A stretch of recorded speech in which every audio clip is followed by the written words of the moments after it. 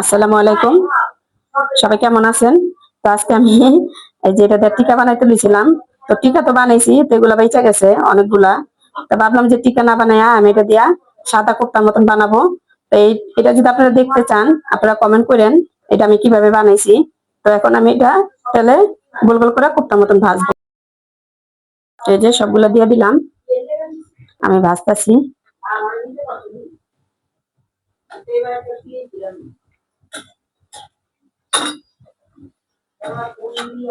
আপনারা কে কে এরকম 2 নম্বরে কাজ করেন আমাদের বললেন।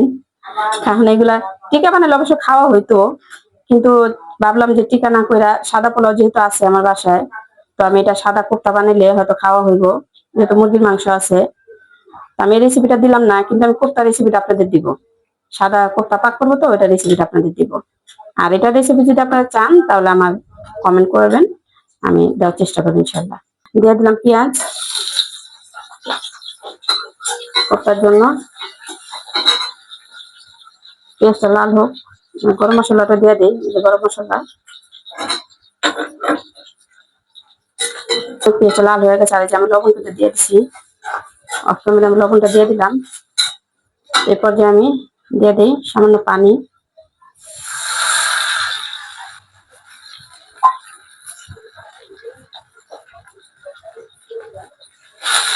দিয়ে দিলাম আদা রসুন বাটা, আর একটা আমি দিব। আপনারা চাইলে এটা আপনারা বাদাম পেস্ট করে দিতে পারেন, কিন্তু যেহেতু আমি এখন বাদাম দিব না, যে আদা রসুনের বাটাটা একটু বেশি দিলাম গাঢ় হওয়ার জন্য, কারণ বাদামটা ইয়া করার সময় নাই। তো এটা একটু কষানো হোক। আদা রসুনটা কিন্তু আমি কষাই নিয়েছি, এখন বাকি মশলাগুলো দিয়ে দিব। দিয়ে দিলাম গরম মশলা বাটা, দিয়ে দিলাম জিরার গুঁড়া, দিয়ে দিলাম ধনিয়ার গুঁড়া, গোলমরিচ গুঁড়া। মশলার কষানো হয়ে গেছে, দিয়ে দিলাম কোফতাগুলা। মনে হয় কি পাতিলা যাবার লেগে একটা পাগল হয়ে গেছে, একটা দৌড় দিল। দিয়ে দিই কাঁচামরিচ, কাঁচামরিচ দিয়ে দিলাম পানি।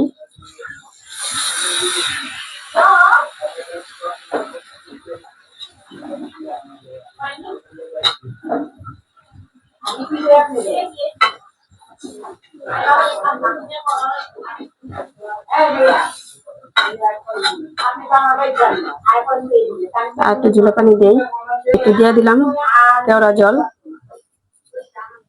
এই যে কেওড়া জল দিয়ে দিই একটু সামান্য, আর দিয়ে দিলাম এই যে দুধ।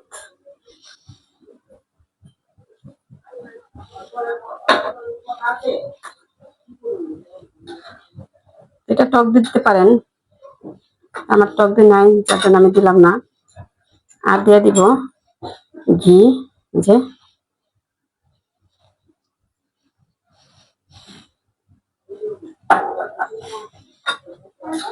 এটা বলক আসলেই আমার এটা হয়ে যাবে, কারণ বেশি শুকানো যাবে না, যেহেতু সাদা পোলাও দেখাবে।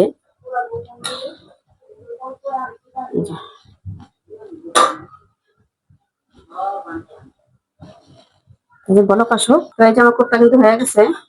এই যে তো এখন আমি বেরেস্তা করে উপরে একটু বেরেস্তা ছিটাই দিব। বেরেস্তাটা করি, বেরেস্তা হয়ে গেছে, দিয়ে দিলাম এখন বেরেস্তাটা। এই যে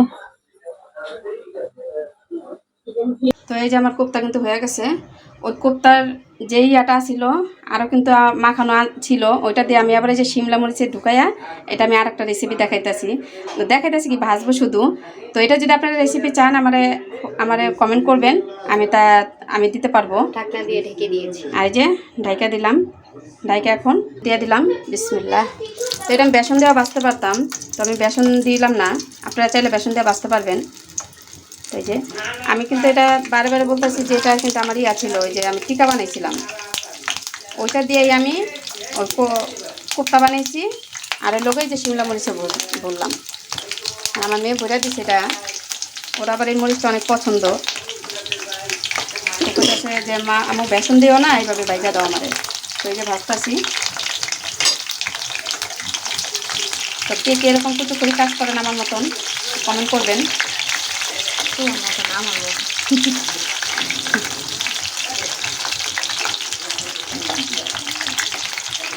এটা কিন্তু কম আছে ভাজবেন, আর বেশি দিলে কিন্তু এটা ভাজা হবে না। ওই যে কমে ভাজতেছি, এটা বাকি রাখো, দাও দিয়ে দাও। তো ঠিক আছে ভাজি, এটা ইফতারিতে খাবে আমার মেয়ে। আমার কিন্তু ভাজা হয়ে গেছে, এখন আমি নামাবো।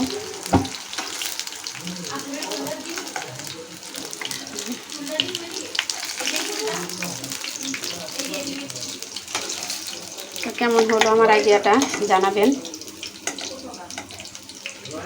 টিকা তো খাইলাম একদিন, টিকা রেসিপি আমি দেই নাই, আমি দিব সামনে।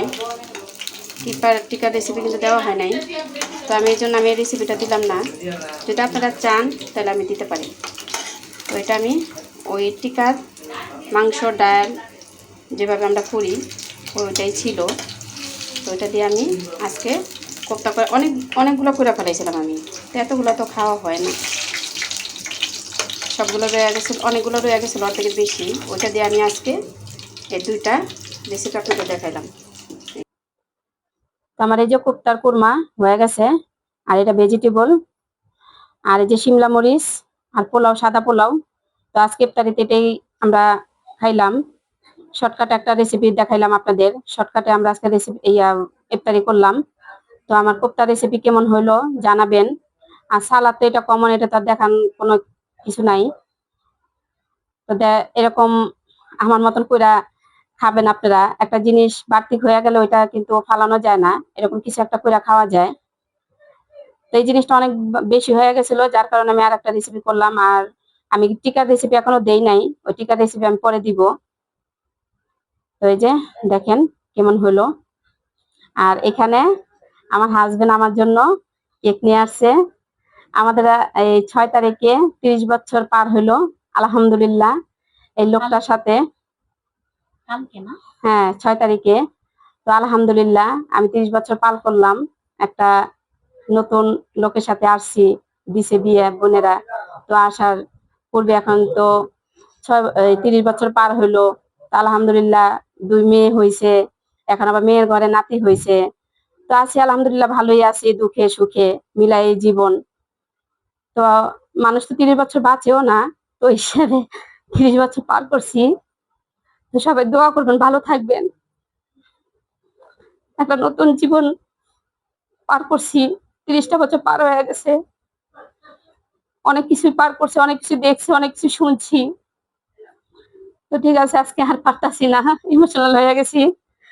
তো আজকে এই পর্যন্ত রাখি, সবাই ভালো থাকবেন, সুস্থ থাকবেন। আল্লাহ হাফেজ।